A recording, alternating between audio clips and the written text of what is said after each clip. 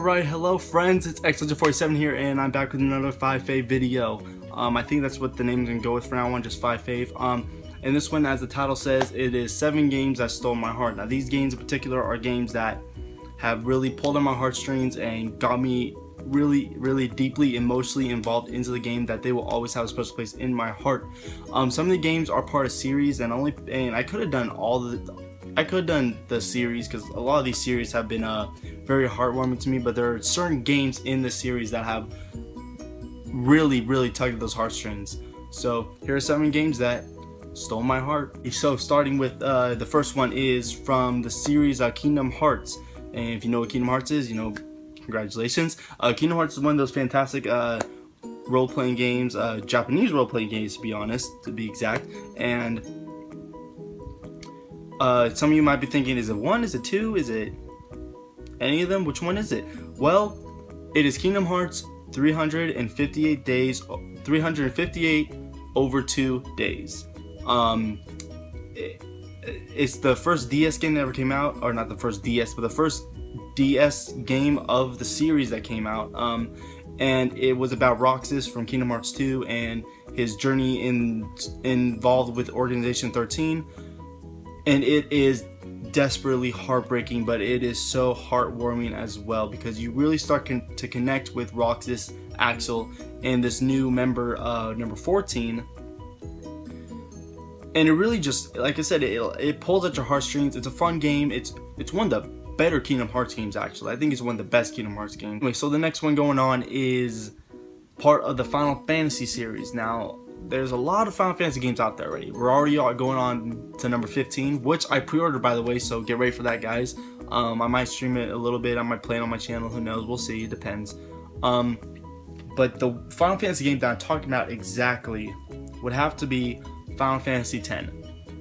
Final Fantasy X is such an amazing game.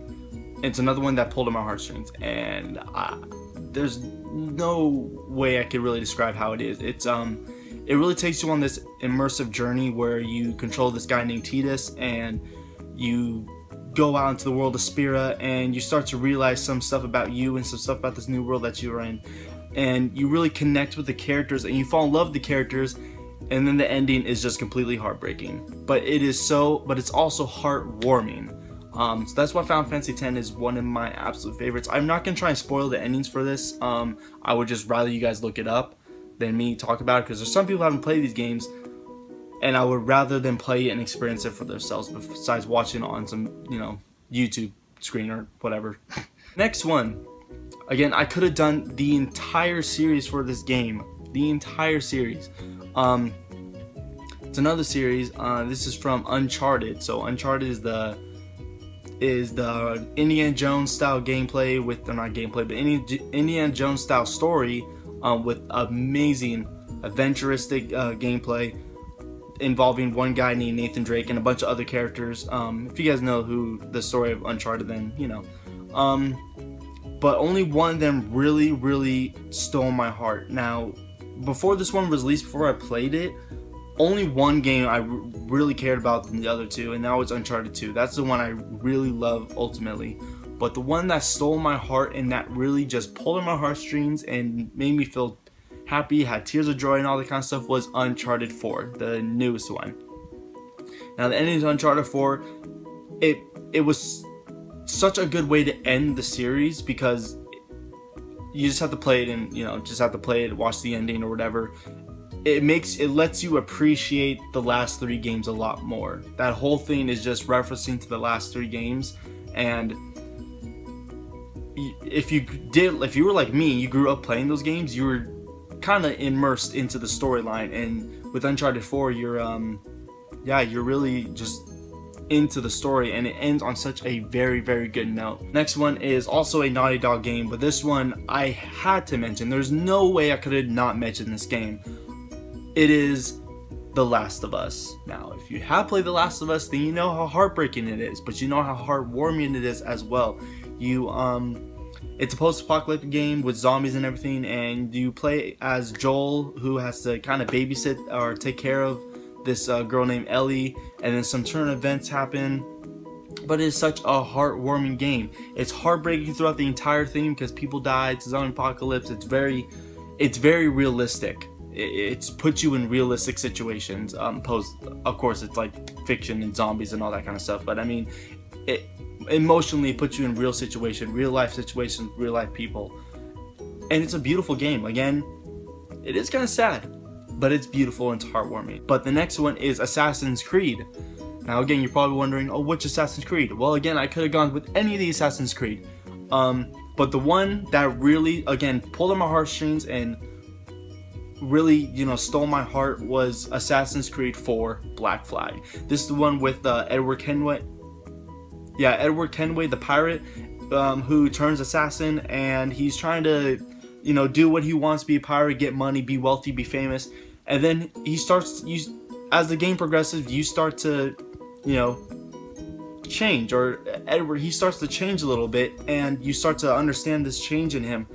And it's a beautiful change that he goes from a menacing pirate to someone who's actually trying to do good.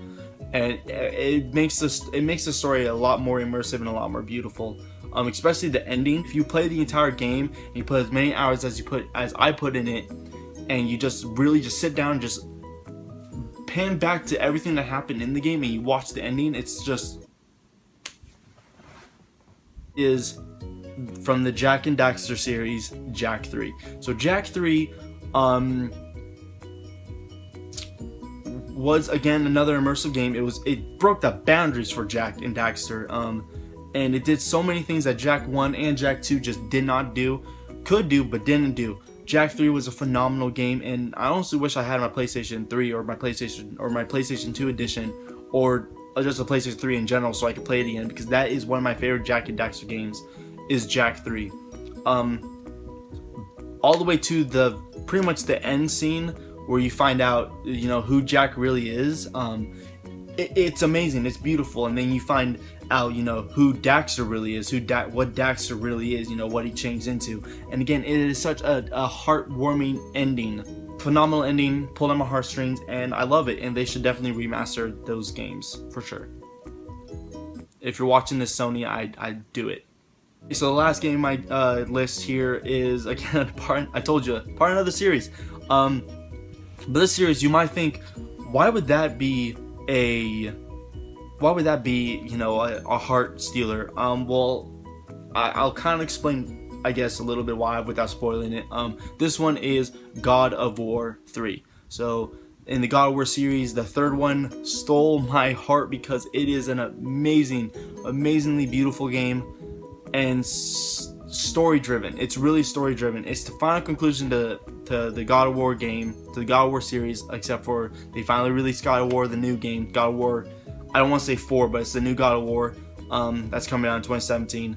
But God of War 3 was a heart puller, because if you played the series and then you finally get to this end of, you know, Kratos' journey, you start to understand that, you know, he's feeling a lot of regret and he just wants everything to end, and he will do anything in his power to have anything ended. That's how I took the meaning of God of War 3. Of course, it has a lot more meaning than I go into, but I would be going into spoiler territory, so I'm not trying to avoid that.